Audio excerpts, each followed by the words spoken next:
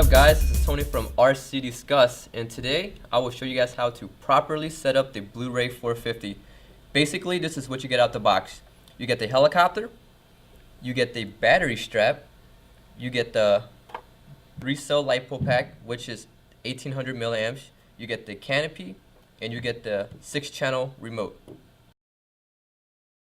Alrighty guys, and before you guys start doing the pre-flight check, I will show you guys the tools that are needed to properly set up the Blueray 450.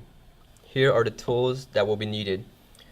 You would need a 1.5 millimeter driver, a 2.5 millimeter driver, a small tip Phillips head screwdriver, a ball link sizer, a ball link remover, light oil, blue Loctite, and a pitch gauge.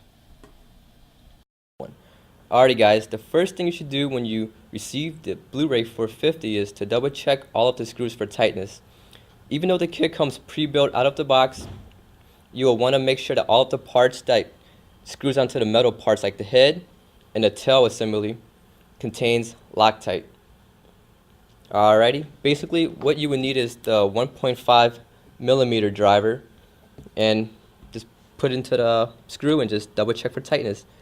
And one thing you would have to remember to do is to not over tighten any screws that goes into the plastic, because you would not want to strip out the plastic. That's not a good idea to have loose screws, holding down the frame.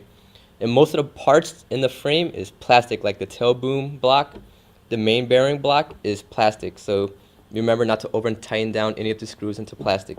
With the metal parts, you can apply a little bit more tightness to it. But just remember guys, these are smaller screws, and and it's aluminum, so you will not want to strip out any parts.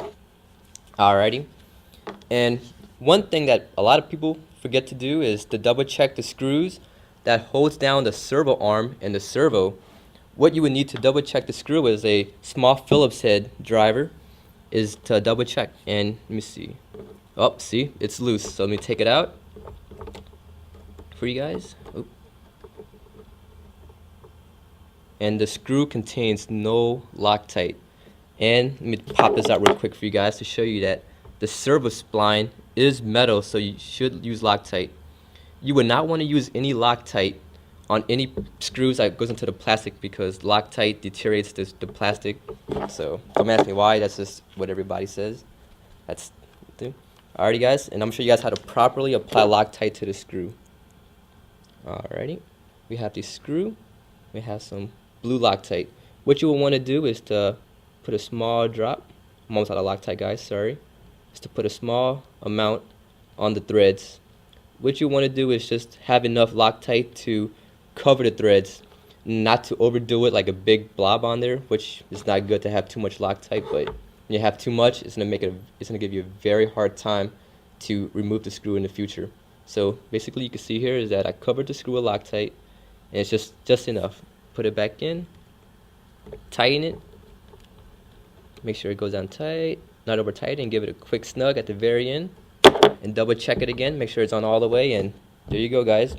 And you should always double check the other servos, because if one servo didn't have Loctite on the screws, I bet you the other servos don't have it. And remember to double check the tail servo too guys, that's the main important thing. I've had quite a few screws in the past fall out in flight because I forget to double check the screws.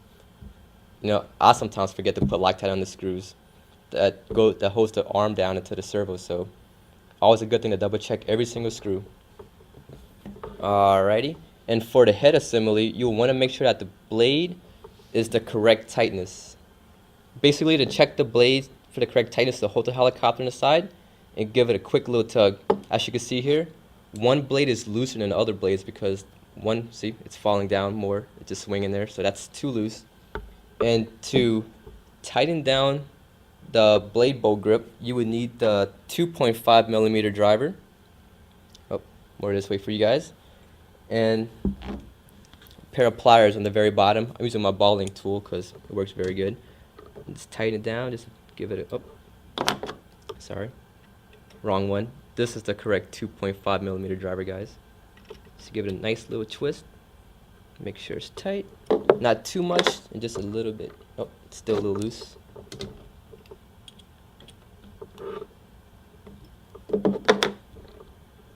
Alright, give it that test one more time. Nice little tug. There you go, guys. That's how you properly set up the tightness on the blade. You would not want it too loose or too tight, because when you spool up or spool down, you would get this thing called the chicken dance, which basically one blade falls forward when you're landing because it's too loose and it starts wobbling like crazy, and it's called the chicken dance. Alrighty, and after you guys are finished checking all the screws for tightness and make sure it has Loctite, I'm going to show you guys how to properly set up the pitch on the blades and the cyclic pitch. And basically you would need the pitch gauge to do this. Alrighty guys, the next step.